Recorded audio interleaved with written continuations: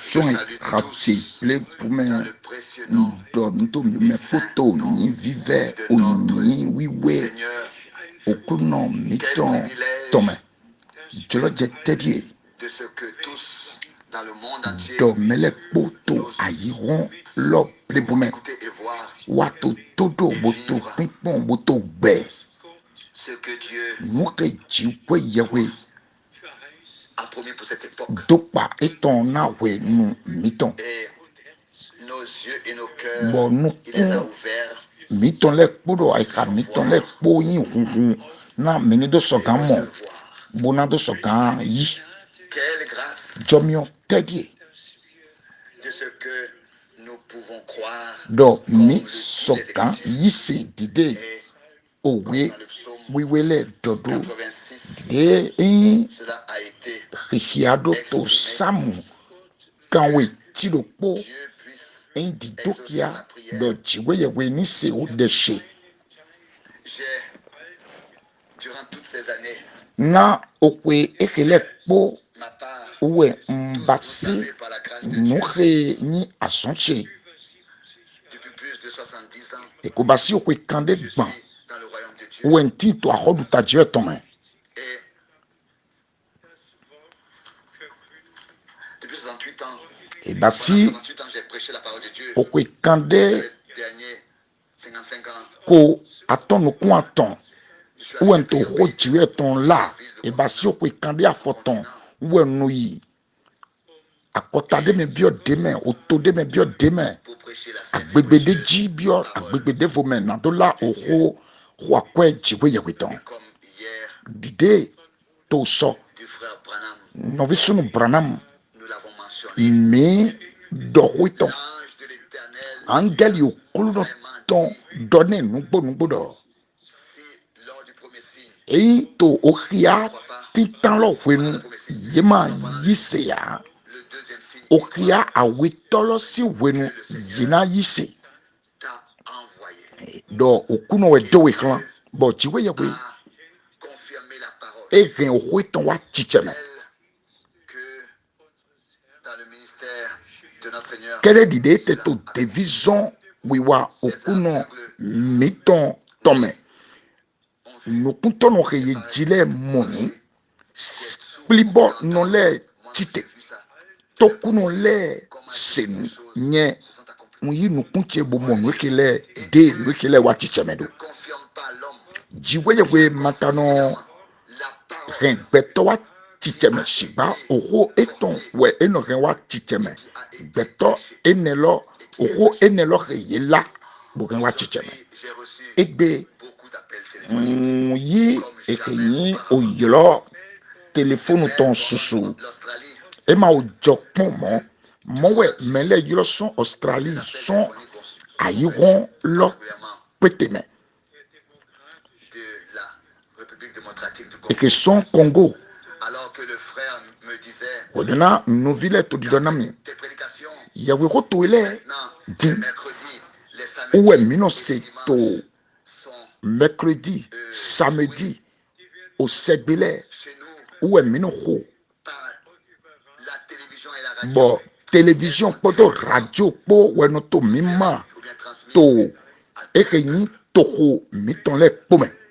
Quand nous pensons à tous Wenui nos frères, mikawa to fifi novi miton le po aussi le frère Gonga, novi a sunu appelé gonga le frère eyolo Nyagi, nyagi tous les frères, le frère Cécile, novi Cécile qui, tous ces frères, tous novi ne le po sont liés yedo kan chicha po mi po avec le Seigneur. poto okruno po Comme jamais emao l'écho a été si emao jopon na ete tu siselo do hugon somo tiens ferme, prêche la parole. edo novi Frank Tu as été appelé. ma jao na blo resien sien Ils m'ont tant onwe eneloke yezedo aloto eme Et nous aussi, nous voulons na remercier yeto onwe he nto lilalo se mo mi ule lo su midina do ndo no vile po retinto to le po me retinto aigba lo biji mi beson yovo gbeji tous les pays de Australie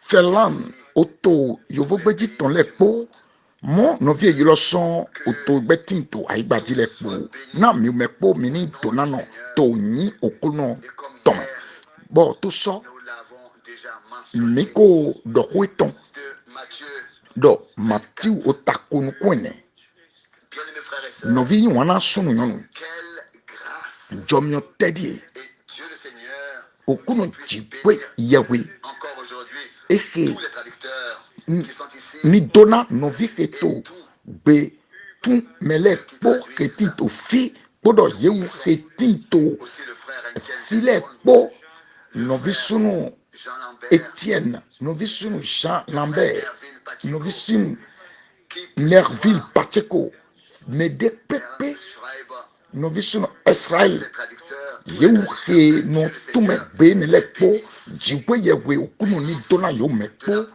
ni plénitude, dona maison kofla susu jomion comme etonton déjà hier soir mentionné. so mikodo La fin des temps est là. do vivonu le tonko wa Nous avons apporté le dernier message. bo miule mi he ohun godo ton lo bo lila Nous ne pouvons pas amo passer mi ma sokan bon à côté ego de ce qui se passe dans le monde klan entier. no ke to jijo to ayiron lo Mais me nous voyons amo dans cela l'accomplissement mi wa to mi mo to nu eto jijo ke le me ke yin chiche parmi les peuples òwe wíwé jiwe yewe ton to togun jiwe yewe ton me to akotale pome pataliki kan Israeli le domaine spirituel et kpọdọ to nínú mi gbígbọ́ tán kpọdọ to nu ètò jíjọ tó mentionné terresтрement. àyígbàjí Plus rien nu dé pépé tó àyígbàjí nu dé pépé manavọ tí dìde ètè ló tóbi bẹ́ẹ̀ ni vont toujours nlẹ́kpó náà tó yin tó èké yin sísìn mẹ́ à tel point que les gens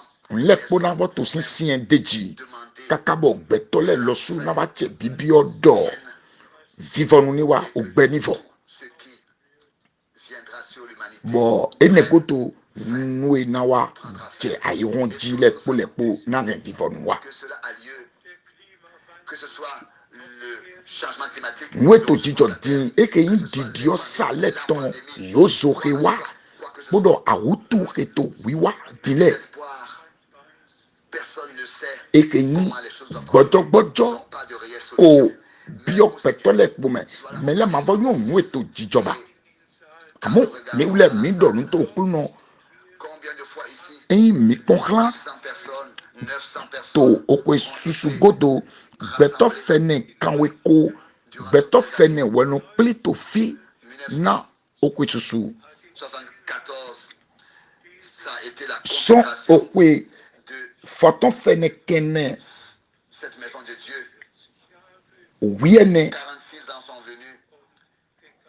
wẹ gbẹtọ susu nọ wá fi wẹmíze okò he wọlé okulu nọ bọ okò susu kó wa yìí ekò basi okò kande tí ló kó dín na okò nìkú nọ dọ kpli otogun tsenami na yìí do sọgán do tó okò selẹ Mais maintenant, dìvie lo maintenant, dìvie le peuple de Dieu se rassemble. togun jẹ tán kò tó kpikpli tó otolẹ kpọmẹ tó gbélẹ kpọmẹ Et les villes kpọdọ tó sur toute la terre. otoxolẹ kpọmẹ tó ayigbadzi Comment est-ce que nous bó devons tó sise prier?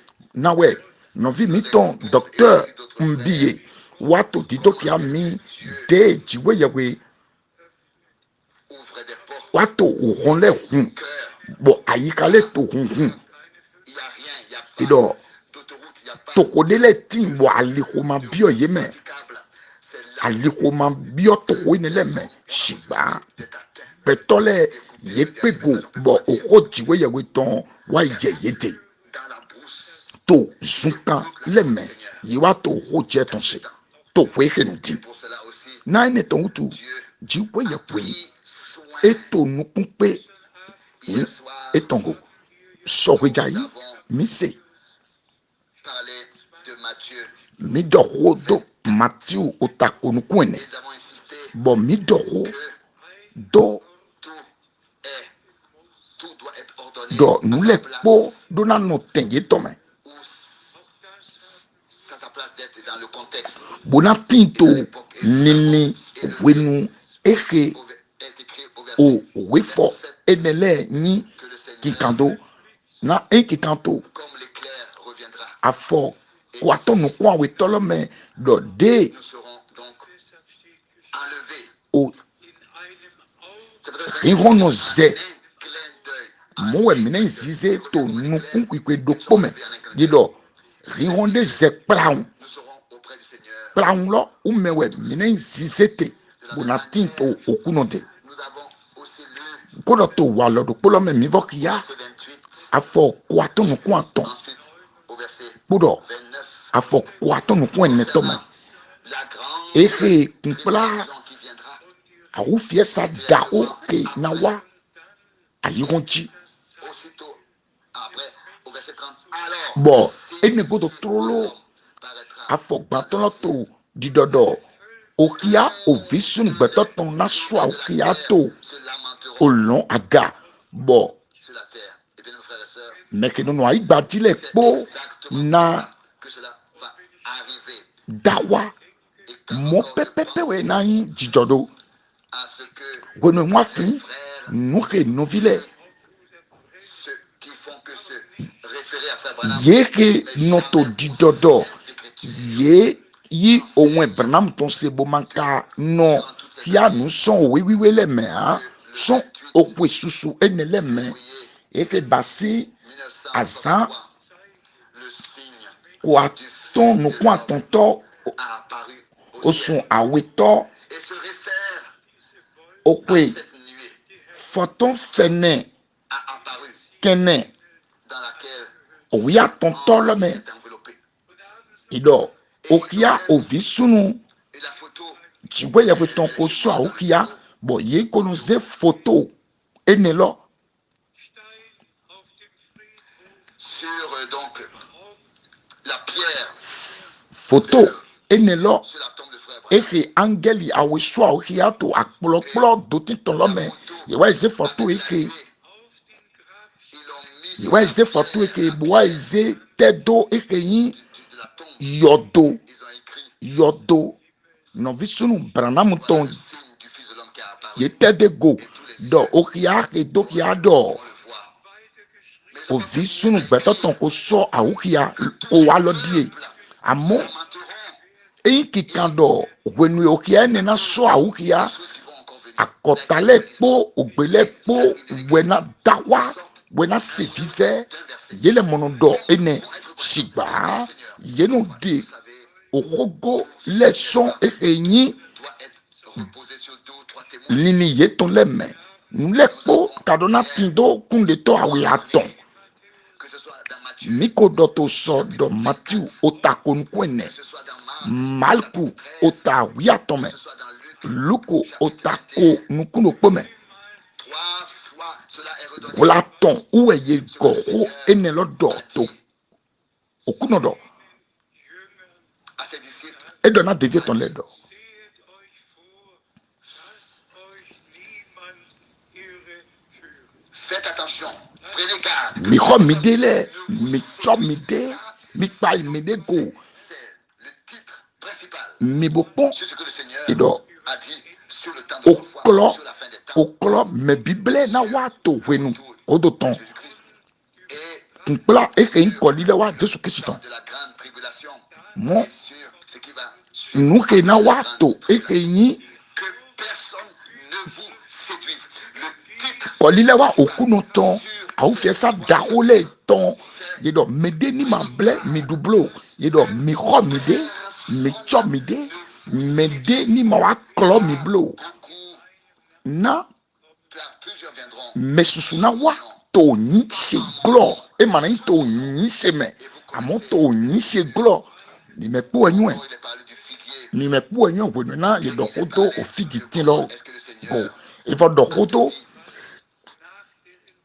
qui aussi, n'est-ce pas, auront lieu après l'enlèvement do nu e na wa jo to e ke de nyi l'homme asrɔmɛ yi godo ohia ovi sunu gbɛtɔ tɔn na sɔ ohia tó lɔn aga et toutes les tribus de la terre se bɔn eke yi lamenteront. Elles verront le Fils de akɔta ayigbadi tɔn lɛ kpó na mɔɛ kpó nukun iye tɔn kpó eyi kikan dɔ que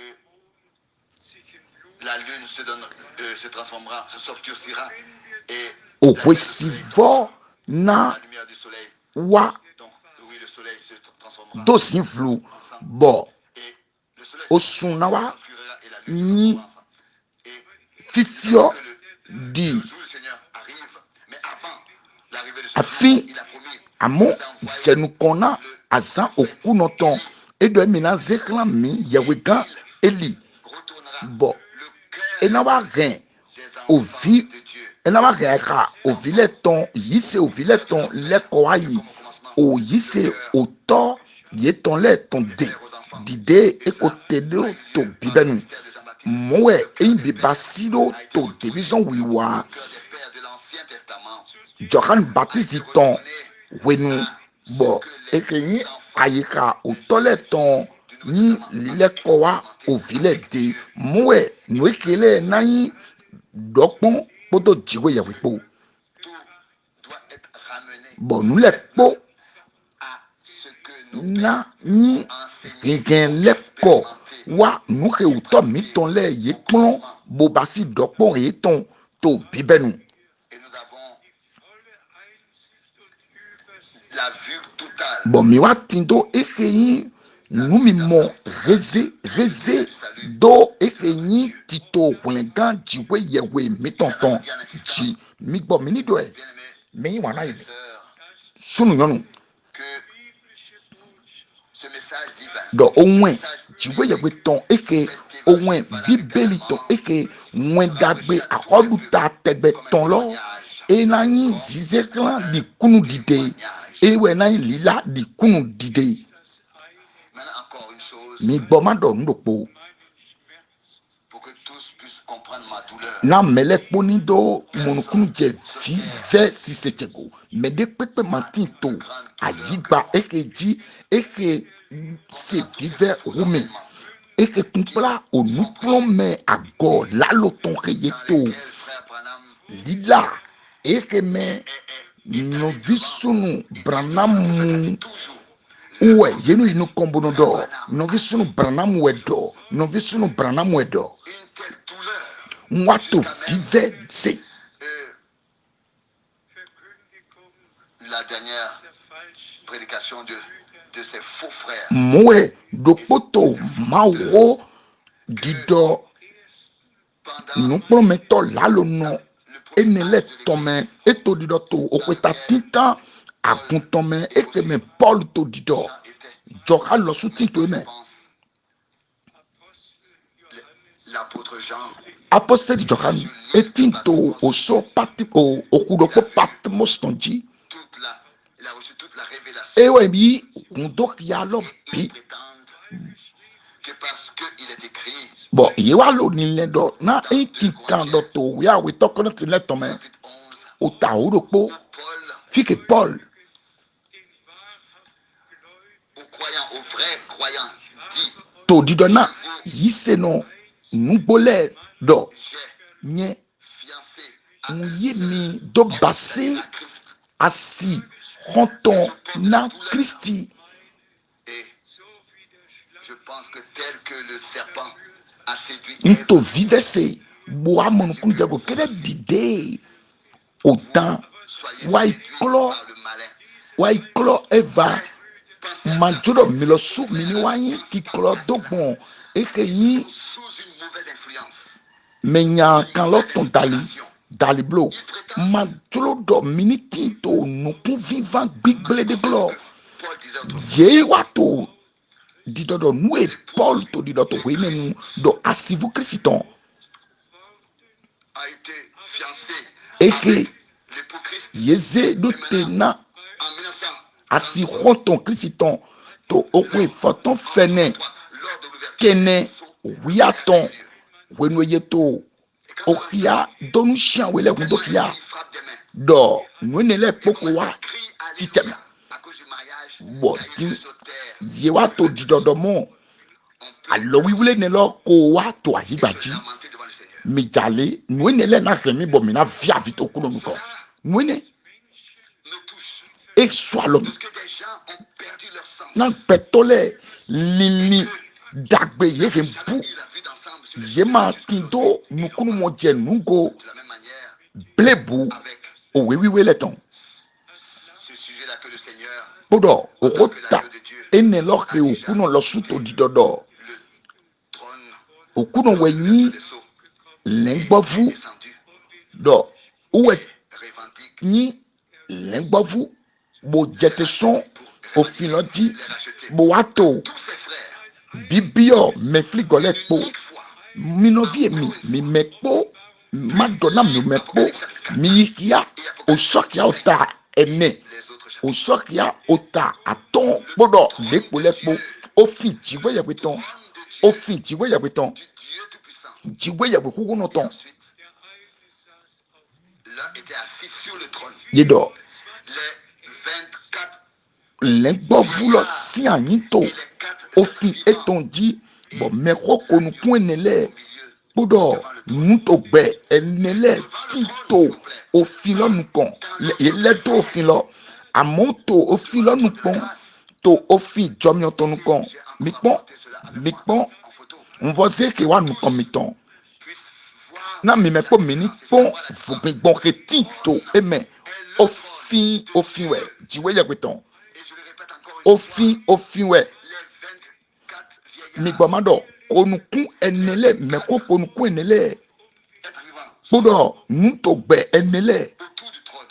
yeto yelẹdo òfin Ici, bọ lẹgbọvulọ tí tó tsẹtsẹ àmúfilé qui est dans le lieu très aliki dans le alẹnunu tọnlọdie kẹtí tó fi wíwé gbawulọ là que le sang, bọ le sang filẹ lọwẹ yeyi lọdọ òfin jọmiọtọn òfin jọmiọtọn jíwẹ òhun lọtẹ àmọ́ tó òfin jíwẹ wìtọnu kan wẹ lẹgbọvulọ sí ẹyin tẹ tó tán àmúfi la condamnation qui est venue sur nous tous. aliki jíwẹ tán fiwẹ ètè bọ filẹwẹ wẹgbẹlẹtọ mi tán jẹtẹdie àmúfi òkúnu ètè àìdí lẹgbọvu dìde ẹyin kìkan dàìdí Une fois avɔsɛtɔ tadzitɔ bɔ xɔladokpo wɛ ebiɔmɛkpɔdo ohun etɔn titikpo pour apporter le sang nàdó sɔkan hɛn ohun lɔ biɔ aliki alɛnutɔn lɔ dzi mɔ abolir nàdó sɔkan hɛn wa vivɔnu wɛgbledo lɛ kpolɛkpo régner la grâce bonado et sɔkan de nous la condamnation, hɛn le jugement jɔmiɔ et nous wa accorder le pardon. bonado sɔkan de wɛgbledo sɔn méjì Vous imaginez bona sɔkan na mi òwɛ sɔkɛ. douleur Mi bo kún je ressens vivẹ sise tẹ wẹnu tó sise par tous ces fausses doctrines qui dọgbọn sont propagées. nukplọmẹ àgọ Et maintenant, il y a òkplọ píplẹ nílẹ xèyétò mímà venu et bọtí on me pose la question. lòkpọtò yémẹ Frère Franck, wákà nùklámi combien de temps dọ encore hàn est-ce que dọ wọlá différents wẹtẹnu kawẹ vont gbẹdọvo sẹdọvo ekele nagbẹ tìǹtò quand òun ẹlọmẹ kàkà jẹ les différentes villes vont comprendre tìǹlò kàkà jẹ wẹtẹnu ẹnọvi kẹ tìǹtò il n'y a qu'une seule direction. voclan tó. La Bible, tokodokpo lɔ mɛlɛ yina sɔgán wa ze alikodokpo bíbélì tɔn òkò tìwé yẹwé tɔn tso wẹnyi alikodokpo xedo dɔntɔnu mɔwɛ sont vainqueurs awangbatɔ lɛ nanyi awangbatɔ to ohun lɔ ohun lɛngbɔvi lɔ tɔn dali dogbɔn òkò tìwé yẹwé tɔn dali nanyi awangbatɔ tɔ li nɔvi lɛ mato wɛda nous voyons fi mito mi mɔ. différence Vugbon, est-ce que c'est vraiment Dieu qui nous a vraiment parlé personnellement be Dieu we ka doko na mi tololo ya. Be okweton à ka atteint notre cœur bio yika mi tome. réflexion humaine Boagen nous avons reçu ce message abi dogbon lini taklo ka mi tome we mi yo wen kelote. Mu we jijo ne we sombo no vi sunu branam eto didodo. de manière très sérieuse. Christiani edo nudito ogbe atonwetin Les véritables edo croyants edo eke kpoto nugbokpo edo nuditɔ nugbole tin bɔn yeke no yɔrɔ ye de dɔ nuditɔ lɛ tin kpɔdɔ maïs nɔ lɛ kpo qui durant des années etewe inu ke to dzidɔ to koe ke lɛ kpo mɛ sɔgbɔ ne gbɔn nɔvi sɔnni bana gɔ ikoe ont prêché qu'il reviendra ye la do novi sunu branam na vole kowa bona wati do division ogokometon bona no ayigbaji na azan bankaka ya azan kande la liste de tous ces mikpo enseignements. eke nukplo me gbigble ago enele yesu emila ki aye na mi Et d'un autre côté, je suis to akpawe kevo reconnaissant à Dieu nvoyue na okuno town de ce qu'il y a des frères do novi dile tin qui yewule vraiment prêchent eke la nu pure, eke nu la okwo wiwe jiwe yeweton okwo wakwe jiwe yeweton qui toujours se réfère seulement eke à la Bible. eke no tren alodo bibeli tso eya egbe novile Liés avec nous, yeke do kanticha kpo mikpo le kporo kpodo okuno kpo veillez, mibo prenez ho garde, midele micho midele faites attention micho midele à ce que na les fausses doctrines, na les interprétations, okplo gbigble okplo laloton enele vierges folles, ni ma wa ze mi blo na enele prétendent tout ce qu'ils veulent. awuli nulu no le hoe Auprès de Dieu, il n'y a ye to dido yewule we na kplo nu gbigble me na to jiwe yewede okplo gbigble matin okplo fuso matin okplo laloton matin na oko wiwe teketeke nini teketeke jiwe yeweton je ferai uwe natin kla awuli nunyu etole na edopa na edo emi na renini emi ton wa onyu me na nge par l'Esprit de Dieu et que la parole pouvait devenir chère. mowe bigbo okuno ton Nous avons écouté la parole redokun et nous avons été engendrés par l'Esprit de Dieu, redokun nés de nouveau. bolando sogan yi jiji mowe mi wule losu mi meke gbigbo dokun mi ton bo mi wa yi jiji dogbon ho jiwe yeweton dali L'exhortation, l'avertissement. kọgọna mẹ òwe timothy tán kọgọna mẹ Prenez garde. edo Si le Seigneur nous dit, mi òwe òkúnu wẹdọ náà mi dọ mọ mi ní tsọ mi de lẹ tsọ dewe ẹ máa ń mọ wá ànáwá ń kíkọlọ mi tsọ mi de lẹ va arriver, le temps est déjà là. bọ òwe lọ kakó wa C'était possible. eyín dọ eyín bibasi eyín vivi bibasi mẹ didele lọ suna yín kíkọlọ Parce que frère Branham, na nọfi sọ branam nọfi sọ branam frère Branham, nọfi sọ branam prophète, non, non, non. bọ èyí náà tó di dọ nọfi sọ branam nọfi sọ branam. Jésus-Christ, miwule jesu kristi wẹnyi okuno miton frigọtọ miton bọ mito lila eke yin wẹsọkẹ nyalado lẹtọn mito lila owó wíwé nwẹdagbe akọluta jiwẹ yẹwẹtọn wẹ mito lila ce que frère Branham a dit, nọfisun banamu dọ lui le premier-né, wọ wẹnyi déjà okplonji au commencement. nukọngbẹvi lọ wọ wẹnyi Le premier-né to wọ est le Seigneur, tẹnukan. est le nukɔngbɛvi wɔ nyi okunu lɔ wɔ lɔ nyi mɛkɛtin wɔ nyi abɔsantɔlɔ et qu'il soit fils de Dieu, wɔ nyi òfi tiwɛ tɔn òfi davidi tɔn fils de l'homme, òfi gbɛtɔ tɔn qu'il ait les différents devoirs qu'il prend azɔn et qu'il exerce. vovoke ezeboto bibasi bohɛn ye waati tsɛmɛlɛ dokpolɔwɛ to yinyi Il est écrit, eke goye kando Luc chapitre 2, to lukotawe afɔ orokpo na egbe un sauveur vous est né, wɛlɛgãtɔli dzidzi xlãmi Christ, kristi le Seigneur, okunɔ le Seigneur. kristi okunɔ. Et chaque esprit qui confesse mowe que Jésus gbigbɔde kpekpeke de kunu dɔ jesu kristi wɛ nyi okulu nɔ gbigbɔ ene et ça, tiwɛ yɛ wetɔn wɛ nous le confessons. ene mi yi gbena dɔ mɔwɛ Mais lors de la création, sɔn ka mi tɔ lɛ kpɛlɛ kpɔmɛ amɔ to nudida wɛnu ema wɛ kulunji ema wɛ vi ema yi nudida titan il n'était pas l'avocat. ema wɛ nyi S'il vous plaît. Lors de la création, ema nyi avoka ema yi frigɔtɔ sigba to nudida mɛ wɔlɔwɛ yi nudatɔ. appelé à l'existence. uwɔ mɛwɛ nule kpuwa titi mɛte muwe nki kando dɔ migbɔ minise lɛ kpɔlɛ kpɔdo tɛn tɔmɛ dide bibeli sɛ dɔ tɛn tɔmɛ do Le Rédempteur, to le Sauveur, lors de la création, To. il est le créateur de la création. to Il est onudida wɛnu uwɔ nyi mɛdatɔ to ofrigɔ si asɔmɛ uwɔ nyi frigɔtɔ to ceux qui sont perdus. awutu no leme uwanyi uwanyi toto yeton to mebu leme uwanyi wole kanto yeton de mettre tout à la place. mise le poto ten yeton Aussi, les devoirs de notre Seigneur, les mettre dans leur contexte. mowe asomi ton na do so kanse Frères et sœurs, ason dans Matthieu, oku no to le do ten yeton le men chapitre 24, Matthieu ta kono il kwene n'est pas seulement écrit ye makando flen po ces choses nwene le po que nous avons déjà mentionnées. eke mi kodo Là aussi, flen suit le verset 45 jusqu'au verset 47. son afoko kande aton do de kande aton no kwa we kande chian we 25. Et bien, mes frères et sœurs, jenu kon we po mi wa mo ta ko aton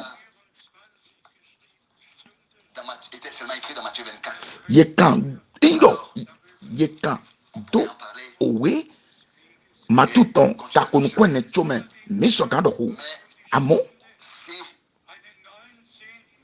September il y a eu ce jour, un 19 septembre asande ti 1976, ich war gerade dabei, asa foton kwene to osun sien no to we foton fene kene le soleil afoton nu kun dopo tologbe wenwe nto bibeli teze we opelo to nu podo achepo septembre. okwe Mon serviteur, j'étais déterminé. foto fene kene afoton nu kun dopo to Matthieu 24, edo du verset 45 afanu au meche verset 47. ndepe na we di À 10 azon wa to mati ota konu kwene afọ kande atondo je kande shian we anido ma nududu mi bokpon une parole mi kpon hoine que le Seigneur eke okuno avait déjà prononcée il y a 2000 ans. eke okuno ko do te so okwe fo bon Parlait de ce qui allait se passer avec le temps. mi kpon mowe ko do kpo nue na jokpo do temple lokpo nue na jokpo do Jerusalem nue na jokpo do Israel kpo Ce qui to allait se passer wa lo do à la kpo lo fin me des temps. uwe evodo nue na wa joto enyi Il a dit, asan fifon leton mowe to mati o takonu kwene evodo nue na wajo quand la pensée principale wenwe lili vraiment nugbolo sera placée ene izize au do centre. o ekeyin fike jelo Aujourd'hui, il ne s'agit pas ebe seulement mi ma to de dido savoir yedi nwe pon do da yi bibeli ton le wa to chiche partout. to file po Et nous voyons, n'est-ce pas, bo mi ato mi comme mo hier, déjà je l'ai mentionné, to so ngodo nous voyons mi wa to mi dans l'aviation, mi wa to mi mo to ekeyin jerome un jaite ekeyin aeun kan jaite pipa we avion we nu le po ma foto ten to me ba nu le po ma to ten to me ba amoto kun jigbe yewe ton na uo nu ekodo yete we ndo onu pataliki lo onu taji ton lo uwe oho kwakwe jigbe yewe ton eke yekun dote na wenu eton na oho kundokia eketon ni sokayin nududu miton na beto mana no gbẹgbọn osi dudu beto mana no gbẹgbọn akalakẹdẹ simẹgba sigba mina no gbẹgbọn oho keto sọn onu jigbe yẹwetọn mẹ mọ ẹgbẹdọ ndo kunu na nukunpe nugo eton ke ekpe nulẹ kpogo okunu dokpolọ hedọna mẹdokpodọ wàá bẹ nudukpelọ na nọvi sunu branam okunu dokpolọ wẹtọ didọ nedo nududu eke ato bibẹ kplike uwẹyin oho kundoki atọn wẹnu eke tọn mọwẹ oho eke lẹ lọ tinto eke nyi bandilẹ di bọ sigba ananote kakatse wẹnu ena ogalọ na ho na yeni do sọgama bẹ jiwe yẹwe kagbọn mẹne pa bẹ gbọn yẹn pa wẹ egbọn yẹn pa wẹ sigba jiwe yẹwe kpọdọ wẹtọn kpọwẹ edọ ho na mi bọ dọgbọn jọmiọ etọn mẹ mi wa to azọn wa to akọduta jiwe yẹwe tọn mẹ bọ mi wa kpọn okwe susu mẹ togoto wẹnu okunu jiwe yẹwe ewa alọgọ na mi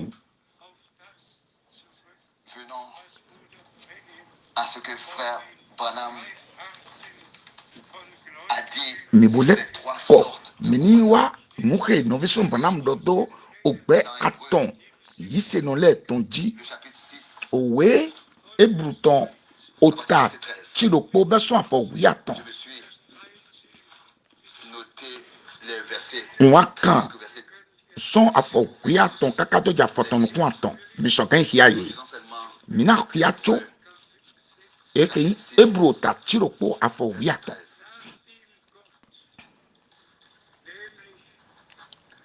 Lorsque na gwenu na jigwe yegwe to kpakpe klan Abraham le ema mo meke wui na do yi do kwele eyi ede do kwele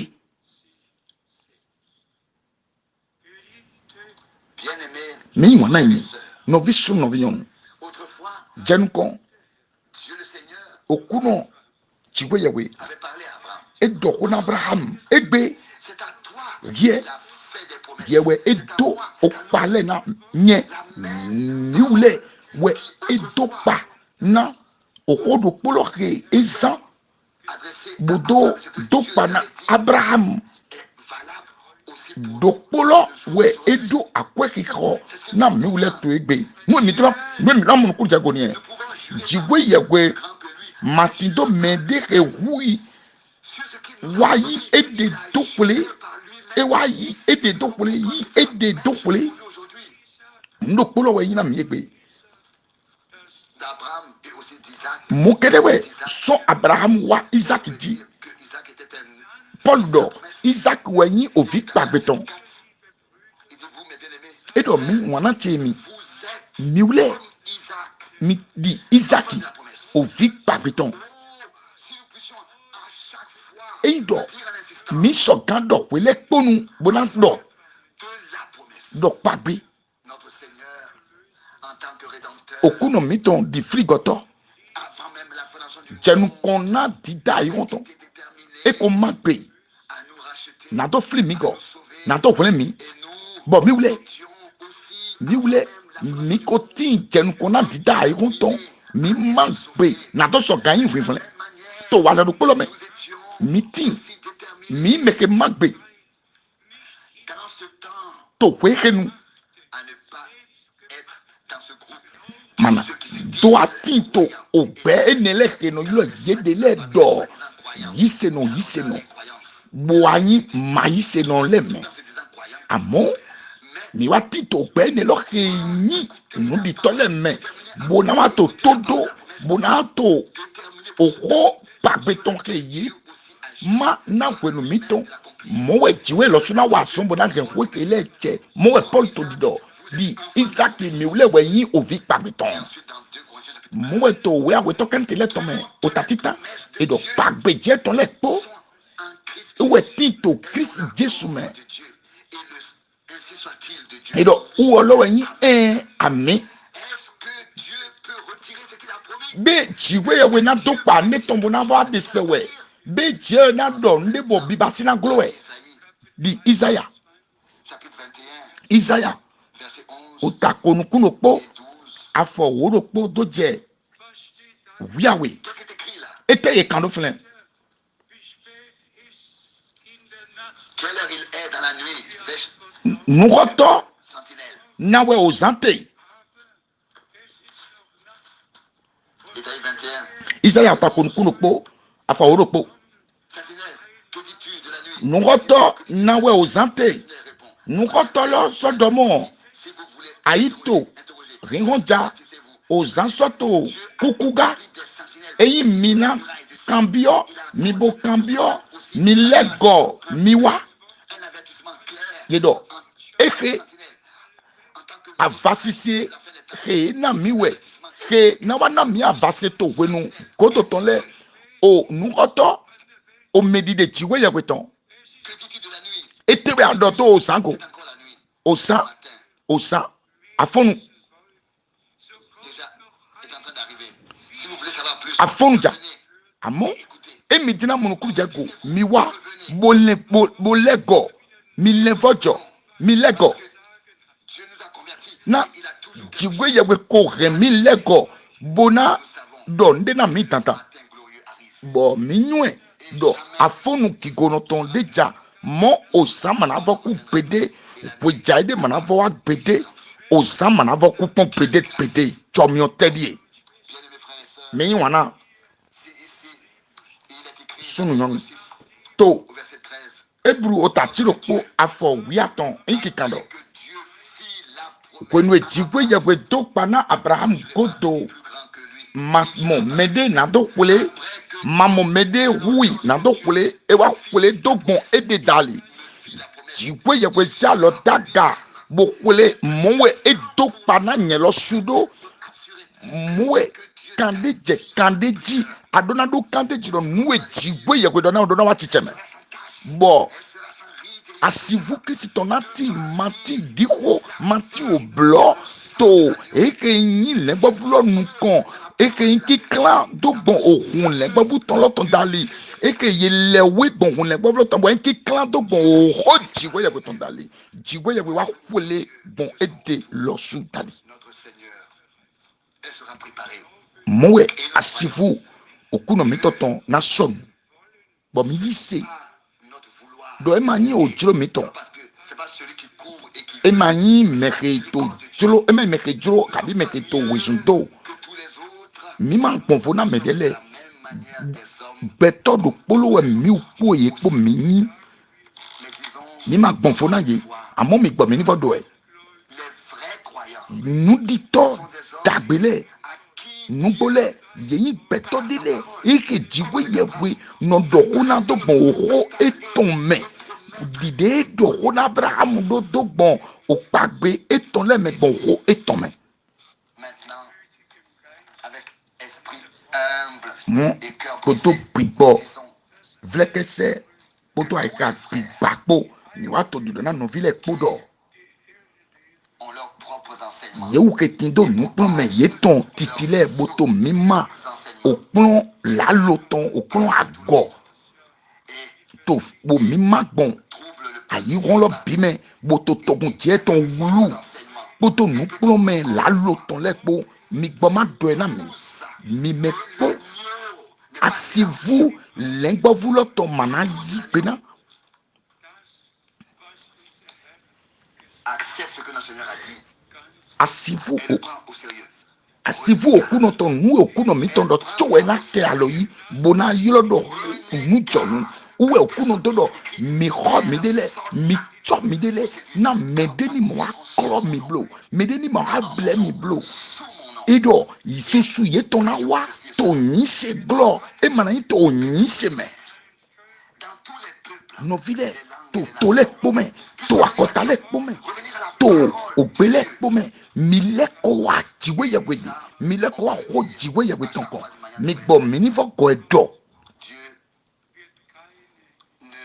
dziwe yɛwɛ ne va jamais mana sceller bɛ une do erreur, ne va jamais osi xɔmɛ okunu magan prendre dans l'enlèvement ze des gens eke nyi qui ont okia accepté des etɔn erreurs do et qui ont prêché des onu erreurs. tiwa Car il est écrit que son épouse kpodo s'est eke préparée nyi et c'est à me elle to qui kplɔ a gbigbele la lɛ kpodo kpɔ de se ema revêtir ganze o d'un vêtement gbigbɔ etɔn do yeme kpolɔ dzi amewo asivu lɔ wɛna ti do eke nyi awugbo wiwe ke ma ti diko ma ti oblɔ azɔn yetɔn yi azɔn wiwe qui sait comment on rit, comment on sourit. manyi mede hinɔ konu ma do nu kikoto nu flo dzi C'est très difficile pour do na do konu eno fia wo na mi ta ho pense à cette àmọ́ expérience ìwà tó fífún eke yín dọ̀pọ̀ ìní lọ́kè ń bá sí tó eke yín nù jíjọ tó asọ̀rọ̀mẹ yìí lọ́wẹ́nu peut compter. wọn a mọ̀ bẹ̀tọ̀ susu bọ̀ yé subọ̀ yé mẹ̀ kpótì tó nínú mẹ̀ jọjọjà tán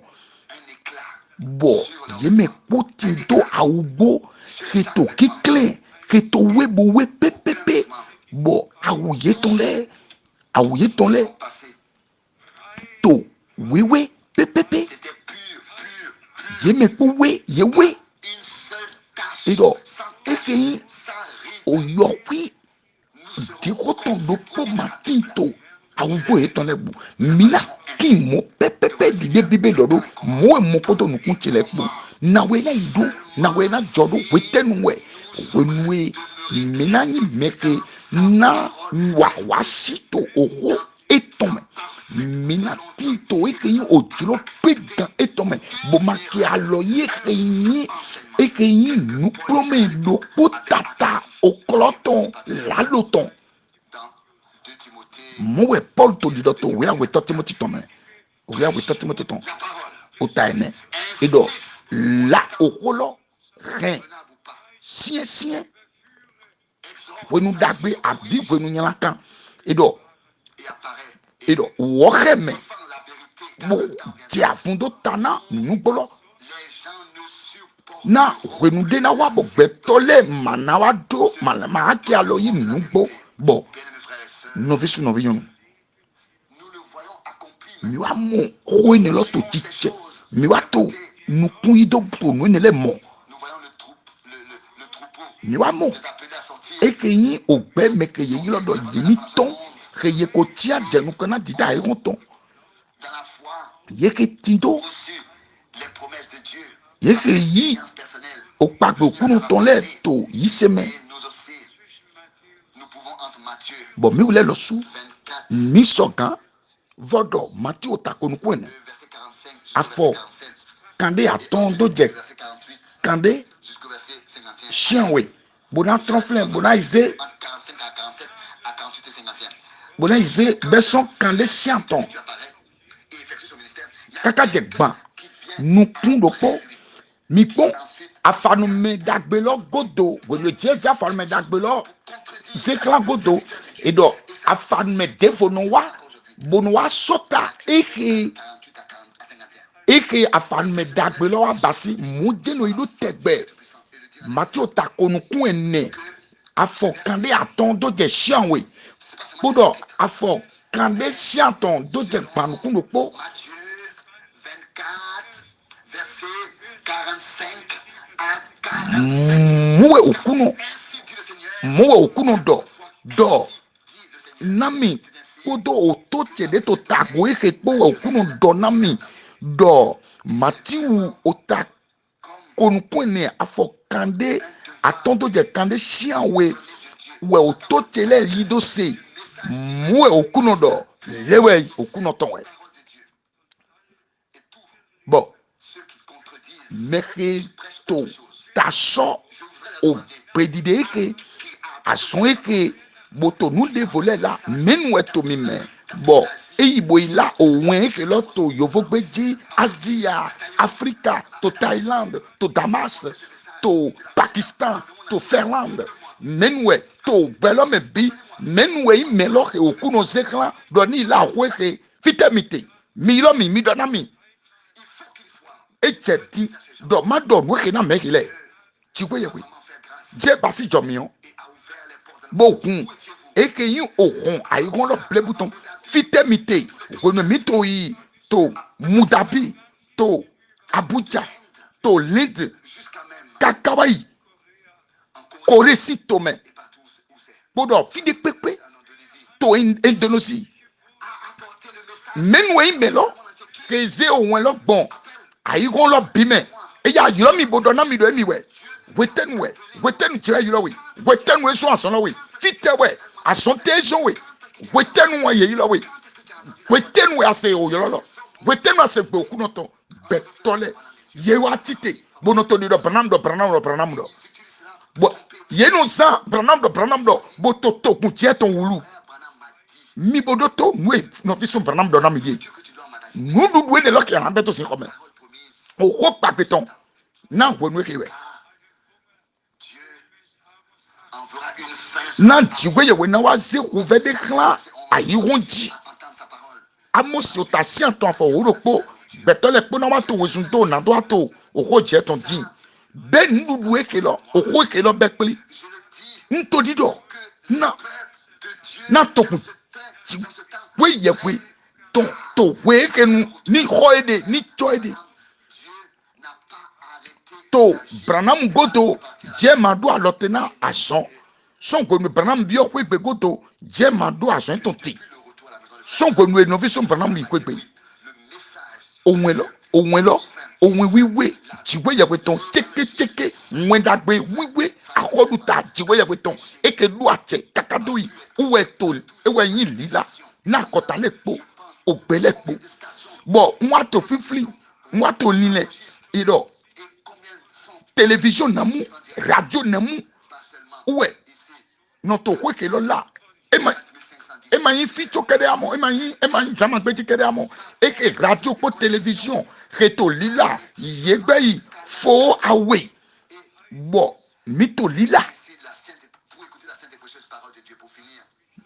J'aimerais encore dire, Nando noté njonado mimanyo cet état durera. wenu namu eke awutu eke lo nagbeto nukon yi De nouveau seront possibles. bo okpli miton le navo gobe Je l'ai dit nkodo to so en insistant. nkodo to so Nous nous tenons mito à la disposition. mito besi some mijilo mi S'il y a un problème, nous sommes là eyin tagbade ti mijilo mi mito fi nado kode mito pour fi faire ce qui doit être fait. midona wa nukesi ogbe yedena mi Que ce soit mini wuze ovi kule viwe ya mini basi baptême na gbetole ya mini basi mariage we ya faire mito fi tout ce qui est nécessaire nwe sogbele pour l'Église na akun midona basi et que nous avons à faire. eke nya son miton Dieu, na le Seigneur, jiwe yawe okuno bénir tous les peuples, midona ton le po particulièrement no vile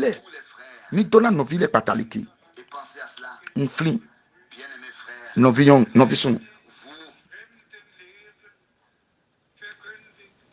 qui ne prêchez pas d'enseignement étranger limeke mono la eke yin okplon nu plon me jono ton ale à déterminer amon boto mima ndudu enelo il a utilisé un à emmagasiner et un lo à jiwe yawe ko de medokpo na do be ndudu to sin khome boa de medokpo na do ma moe dandame ton ndudu lo dona yin mima kaka bo meto kwe gbele kpo dona mo ndudu lo pataliki na yeule eketin do oyilo numima ton yeule we na ma ohodo polo ndudu lo do polo dide okuno lo na basido moe yeno payi azon zome okuno tondo il a dit même edo que je vais l'établir sur tous mes biens. okuno lo sodo nyena ze do nuti do tele kpoji agode mati eke die ma ze do a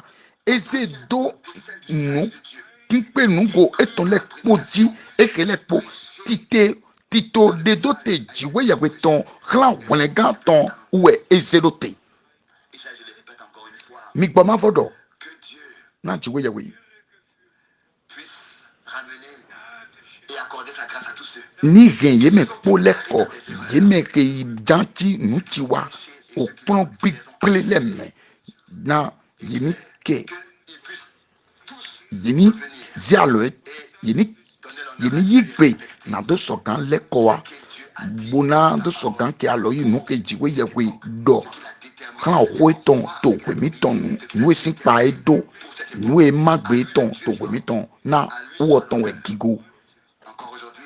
egbe Nous, dans tous les peuples, les langues et les nations, to le kpome akota le kpome ogbe le kpome mi me ke to gbe tu me le kpo okuno ni donam mi me kpo che ni donam to onyi si aujourd'hui, okuno to me enye gbe je ne peux pas mentionner, je n'ai pas mentionné tous en les ma noms, pe go le frère Baumgartner, yo me le kpo sin kwa no visun banga no visun müller du lac de l'être, le frère bodo no vi de tinto utologo to don no visunu Pretoria, niagi Mamba de l'Australie. no visunu member Australie ton Pu mentionner tous ima kpobo yo mi me kpo sin kwa no visunu Joseph Kishasa ton et je ne vais pas oublier mango le frère Tati. no visunu tati Mentionner le frère Tati. no visunu tati Dieu l'a béni j'ai donné et l'a déterminé à être une bénédiction. bo jere de na do so kan yin dona daho L'a utilisé pour bo que jere zen le monde entier na do so reçoive kan des appareils ma eke yin appareil lo na suivre.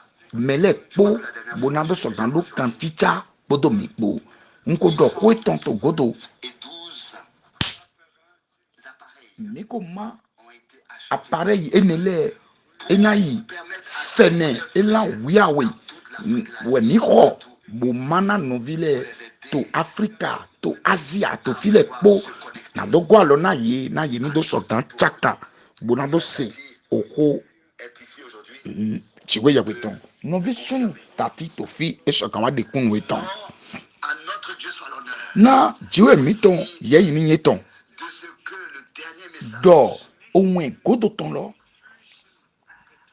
n'est plus porté avec des pieds seulement. ohun egodo ton lo ma voyin afọ emi do to mima mo e ma voyin podo aviyan po emi to mima amo divi e dogbon un flagbeji o emi to mima bo ohun elo wayin sise gbon ekeyin ayigba lo peteji na meke to sise to egbele son ka iton le po me yini ki alobo yi Avec Abraham.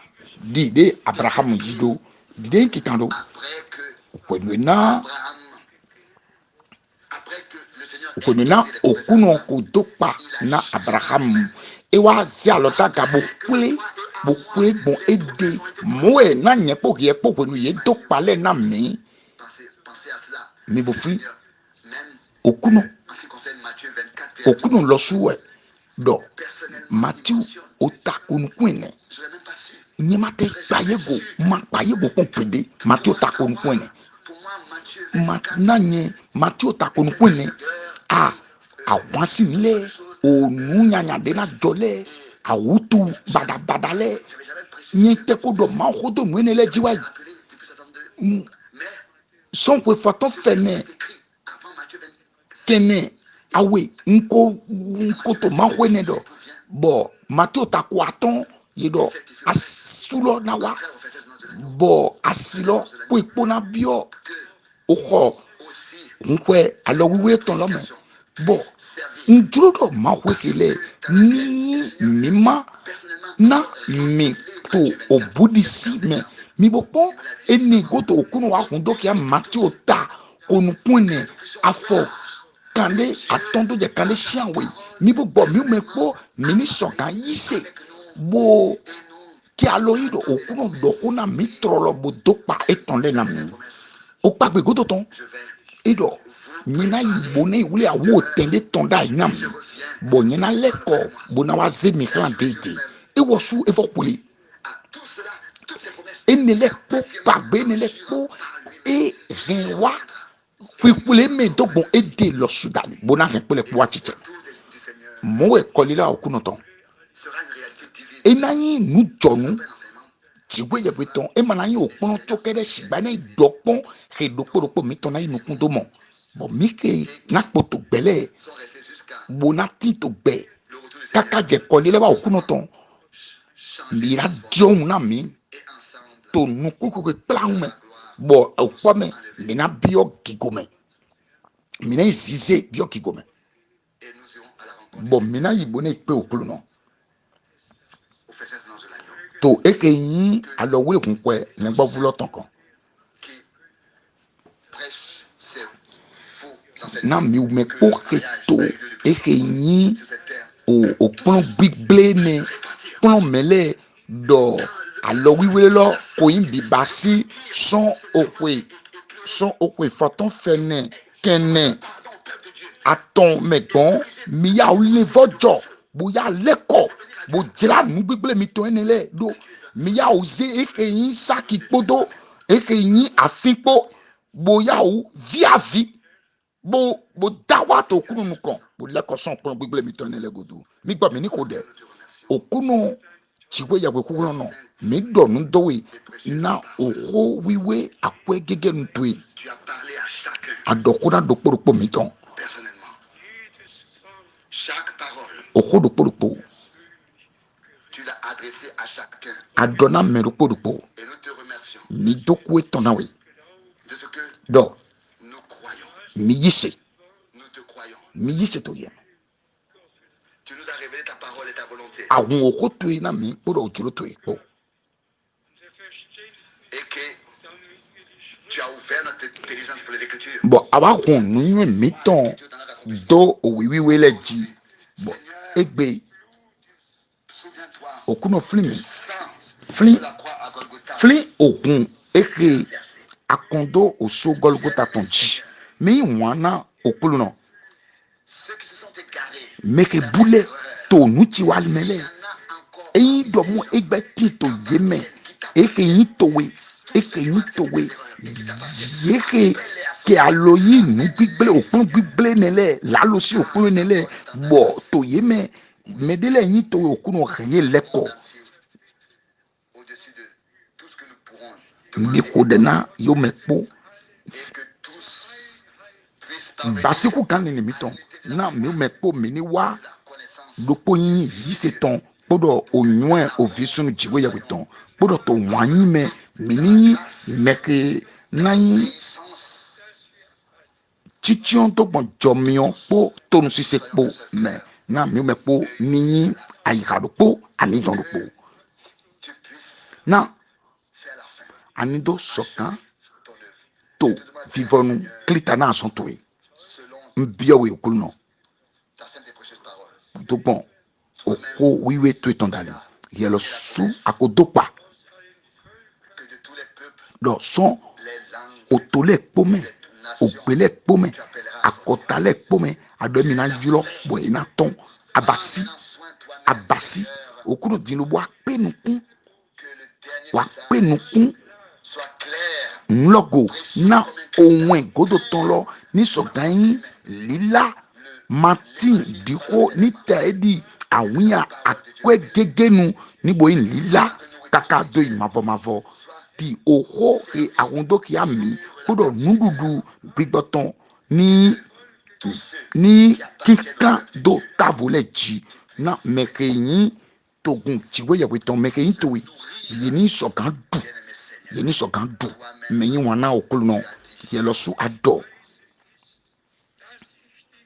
Ma nourriture, ado c'est ndudu che uwe de celui qui m'a envoyé. mawa ojuro meke domi klaton jiwe yewe che C'est que o ndudu nyeton uwe yin do masoga renwa chicheme ekeyin azon eneloke azomi na ojuro towe ni sokan ni bibasi gbọn ògbẹlọ bímẹ tó òyìn wíwé òkúnà jésù kristo mẹ na òjòlótòwe òjòlótòwe ní sọ òjòlótòwe ekeyin dọ ani do yẹwẹdán tòwe kán níwá hùn òhó tòwe kíá mi dọ nu ètò tòwe. tu as accordé cette continuité. Mwe mi fọ dọ nu tòwe na jọmiọ ẹni lọ kíá basi bó wa na nukọn yìí asọn eke lọtọn bọ kìí na wa kẹ asọn tó wa eke yin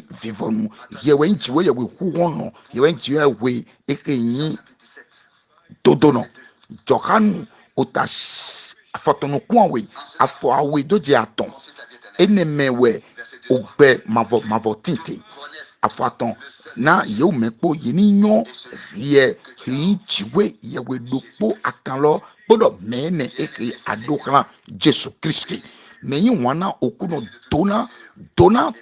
dona dahole kpo godo Devant ta parole, na obudi si mi to hoto enukan par la foi bo et par l'esprit, bla mi kpoto sous yisekpo le couvercle dinlo du sang. gbígbọ́ towe Il est mi encore gọ mi écrit, mọ miniti to quand je verrai le sang, òkun lọ gọlọ na eyi kikan lọ pinnu nyina mọ òkun lọ nyina juwa yi sur vous. na juwa igbọn mi di bona do sọgan de mi lẹ tọn sọn mẹ òkun lọ òkun lọ Si il y avait encore de la grâce, eyin dọ pour les mọ faux docteurs, jọmiọgbẹ tí na nukplọ mẹtọ pípélé lẹ yewu keto di dọ òkun ma fọ tí to òfin jọmiọtọn dilẹ jiwe yẹwe na mẹnu ẹyẹ ete dọ ete c'est incompréhensible. okunu ye ma sọkan mọ nukunu jẹ ego na we satani A pu mentir sọkan tó lalu bòkè tókun tó ebu bòkè gbẹtọ ẹnẹlẹ bu pour l'avertissement. okunu Prends garde. okunu aka penukun ego bo na fase uwe yin dọ mi tsɔ mi de lɛ mi xɔ mi de lɛ mi nɔnu kile na mɛ de ne ma do akɔlɔ mi blo okunu dɔ nu do we sɔn akatsi ple dumɛ okoto we Est devenu une lampe à notre ohoto elo we ni mion bande to afo mi tonu boyin ni wonde to ali mi ton ji to na menele po yin to le yilo me godo ton le ye ni ton boa bonange ason bo che bo ken ason to wa vivon na ado eminanze eke yin ji kun titan lo poto godo to lo po ja na eke yin kofla jomion to eton na wa ayigbaji do adopa eton na mi dike ni mo ama do hudo na do so kan khule gbon dewe dali mi wule mi se to hoto me mi se to yeme bo enen chi chajanwe bo recevra la plénitude de ta grâce. mais il to ele po na tin to flen bo to gun to na mo kofla nous si so to eton pour to e ke yin awuso ki ato wiwe lo nuko na meyin wana okulu no mais que c'est qu'il est pour tout donnant non vile pour que tin to division lo mele donnant be se to le pour donnant mais que c'est le pour to gbele pour me ye je e kokolo no to be kigo ye susu to nyiwe Jesu Christ tome amen.